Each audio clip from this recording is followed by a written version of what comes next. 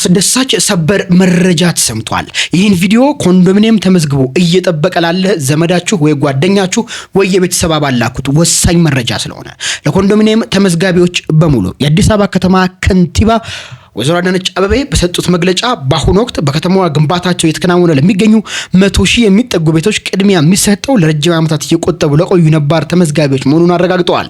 ከዚህም በተጨማሪ በዚህ የበጀት ዓመት አሁን ማለት ነው 4 ወር በቀረው ጊዜ ውስጥ ከ10,000 እስከ 20,000 የሚደርሱ ቤቶች ተጠናቀው ለተጠቃሚዎች የሚተላለፉ ሲሆን የተቀሩት ደግሞ ወደ ማጠናቀቂያ ምዕራፍ ተሸጋግረዋል ብለዋል።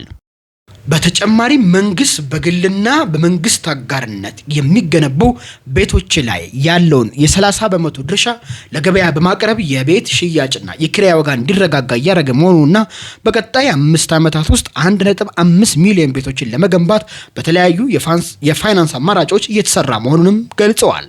በመጨረሻም አሮጌ የቀበሌ ቤቶችን መልሶ መገንባት ነዋሪዎችን በተሻለ ሁኔታ እንዲኖሩና አቅም የሌላቸው ደግሞ በነፃና በዝቅተኛ ኪራይ ቤቶች እንዲመቻቹ እየተደረገ እንደሚገኝ ገልጸዋል። በዝቅተኛ ኪራይ ቤቶች እንዲመቻቹ መደረጉንም ነው የገለጹት።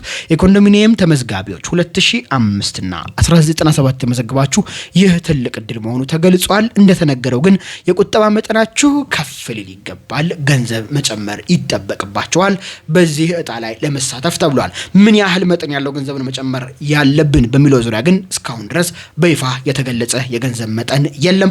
መረጃውን ደረሰ ግን በፍጥነት ወደ እናንተ ለማቅረብ ከወዲሁ ቃል ገባለው። ከርሶ የሚጠበቀው የፎሎ ምልክቷን በመጫን ቪዲዮን ላይክ በማድረግ መጠበቅ ብቻ ነው። ስላዳመጣችሁኝ አመሰግናለሁ።